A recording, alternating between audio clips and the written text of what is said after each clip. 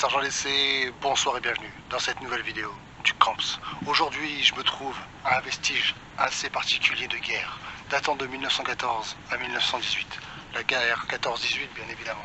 Je me trouve à l'ambulance chirurgicale souterraine de Dongevin, classée par arrêté ministériel du 10 février 1922. L'hôpital militaire de Dongevin, planifié en juin 1916 et construit de juillet 1916 à janvier 1918.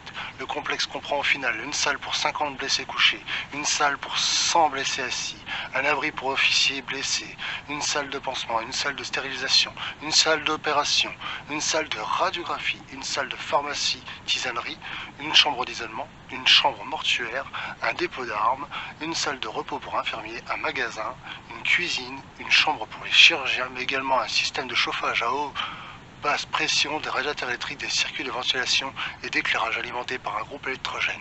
En 1918, l'hôpital, considéré comme modèle d'organisation chirurgicale souterraine, reste inutilisé dans l'attente d'une offensive sur le front de Lorraine. Classée en 1922, la structure se dégrade lentement et la seule partie initiale bétonnée est aujourd'hui conservée. Donc on peut voir ici derrière moi la pancarte que vous avez vue en image, ou que vous allez voir en image, tout dépend du montage, mais du coup on va pouvoir le visiter. Consigne de sécurité sur les lieux, les visites se font sous notre entière responsabilité. Seule la galerie figurant sous le plan ci-dessus est encore accessible, donc le plan qui est juste là, on va pouvoir accéder par ici et ressortir de l'autre côté là-bas. Ambulance creusée dans le flanc de la colline, 291, avec armature composée de tôle cintrée ondulée et recouverte d'un mètre de béton, puis d'une forte couche de pierre mélangée au ciment armé pour faire plan d'éclatement et d'une épaisse couche de terre végétale. Donc on va s'équiper des lampes, je vais mettre mon fameux casque habituel comme vous le savez, donc, et on va découvrir un peu ce lieu, de comment il est formé. Vous pouvez du coup voir en attendant les images d'ici, les images de mon arrivée ici, avec les premiers plans de là, et je vais rentrer par l'accès qui se trouve juste ici. Tout d'abord je vais m'équiper avec les lampes et on va visiter l'intérieur et voir comment il est fait. Allez, c'est parti, let's go.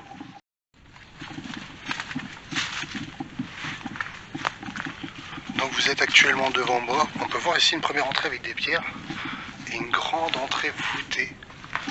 Donc on peut voir beaucoup de béton forcément.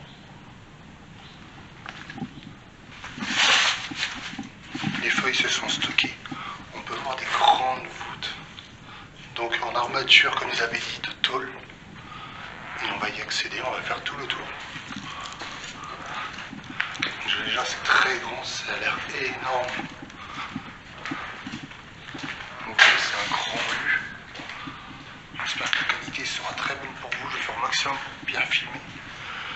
Après, ça reste une très grande pièce avec rien de plus. On peut voir un peu quand même légèrement des désagréments. Là aussi, on peut voir que c'est un peu nuit. Après, là, on peut voir un peu une genre d'aération.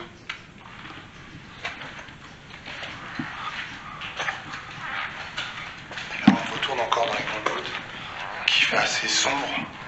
C'est vrai que, comme ils l'ont dit, une bonne lampe. Et du coup, on peut voir chacune des pièces qui sont situées pour garder chaque personne et tout. Après, c'est un bâtiment classique, hein. Au final, c'est un grand hangar enterré. Ce qui importe, c'est surtout son histoire. Et je vous la raconterai en voix off, en reprenant des images d'avant, pour voir que, afin que vous compreniez mieux surtout. Donc là, on peut voir une vieille planche qui traîne, je sais pas pourquoi. Là, on peut voir un peu quand même.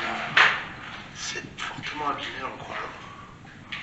Ah, c'est la planche qui était sur le mur, qui servait à maintenir le béton quand il a été refait. C'est peu qu'il y ait des lieux qui ont été recoulés après, je sais pas trop. Après, ça reste pas très grand par rapport au texte qu'ils avaient dit. 50 personnes allongées, debout. Rien de plus spécial, rien de plus fou, mais je pense que son histoire peut être un peu plus impressionnante. Après, vous voyez, tout l'intérieur, c'est simplement du bon béton. On est sous la colline.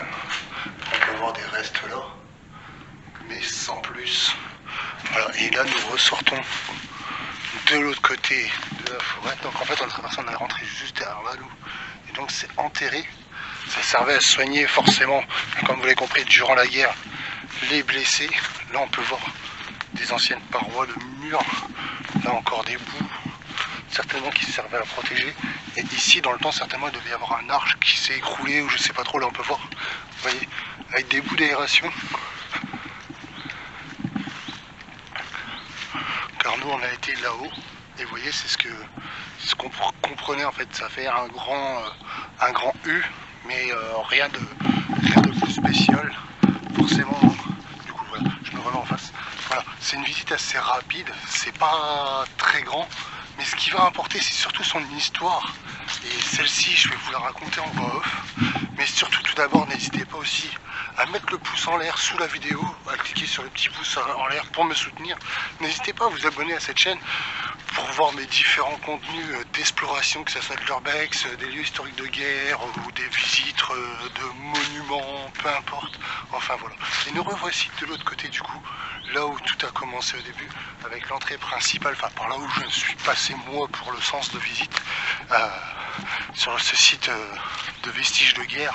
C'est un lieu qui me fascine quand même, qui me reste impressionnant. Et c'est vrai que là on peut voir encore des protections et tout, ce qui est assez fou. Mais bon, là j'aurais pas plus d'images à vous donner que ça. Vous avez vu un peu avec moi dans le noir ce que ça a apporté. Voilà, il restait plus rien, il reste plus rien sur place. Forcément, ça a été vidé. Hein. Mais vous avez compris un peu le principe. Enfin, je vous fais une voix off sur son histoire. Voilà, c'est tout pour moi. On se retrouve en voix off et je vous dis une bonne suite de vidéos.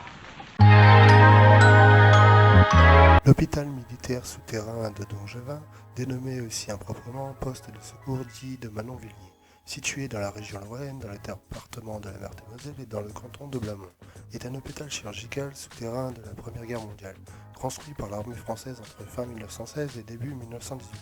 Situé dans l'immédiat arrière-front, il était destiné aux blessés jugés intransportables. L'hôpital militaire est classé au titre des monuments historiques en 1922. Le bâtiment visible aujourd'hui se compose de 3 galeries perpendiculaires recouvertes de tôles ondulées et protégées par un talus de terre. Donc à l'origine, c'est vrai qu'ils ont construit les murs et rajouté la terre par-dessus. Il avait été creusé dans le flanc de la côte, tout simplement, pour pouvoir être mieux protégé de futurs tirs afin de terminer les personnes blessées. Donc c'est ce que je disais, construction creusée dans le flanc de la côte 291, l'hôpital de Dongevin est une ambulance chirurgicale souterraine imposante planifiée en 1916, construite durant l'année 1917 et mise en service en janvier 1918. Réalisée par le groupe de brancardiers de la 73e division d'infanterie, ce complexe comprenait donc une salle pour 50 blessés, pour 100 blessés assis, un abri pour les officiers blessés, une salle de pansement, une salle de stérilisation, une salle d'opération, une salle de radiographie, un magasin, une cuisine, une chambre pour les chirurgiens, le tout alimenté par un groupe électrogène. Donc on se doute bien à l'intérieur, aujourd'hui vous pouvez voir qu'il ne restait pas grand chose, mais on pouvait voir des traces, et ainsi que sur les plans qu'on avait pu voir sur le lieu, en fait il y avait des tout petits murets qui avaient été construits à l'intérieur, et un endroit où il y avait pour tout stocker entre guillemets des pansements, de la nourriture, de quoi se réchauffer et tout ça. Sur les extérieurs, on a pu voir des protections, il y avait même des restes de sortes de petits bâtiments d'abri, je pense, pour stocker du bois, du charbon, enfin ainsi de suite. Mais bon, aujourd'hui, il ne reste plus rien. Pourtant, c'était un lieu qui était fort. Il y a des articles annexes, enfin connexes, qui parlent de Dongevin et du fort de Manonvilliers qui restait tout proche. Mais ça reste un petit abri souterrain, comme vous avez pu le voir. Enfin voilà. C'était un beau lieu à voir, un lieu de guerre assez impressionnant pour moi. Je vous laisse sur quelques images sur cette fin de vidéo. J'espère que vous avez apprécié. N'hésitez pas à mettre le pouce en l'air pour me soutenir. Je vous sortirai très prochainement d'autres vidéos sur la guerre. Enfin, c'était Sergent DC, excusez-moi. Et moi je vous dis à bientôt, des bisous, au revoir.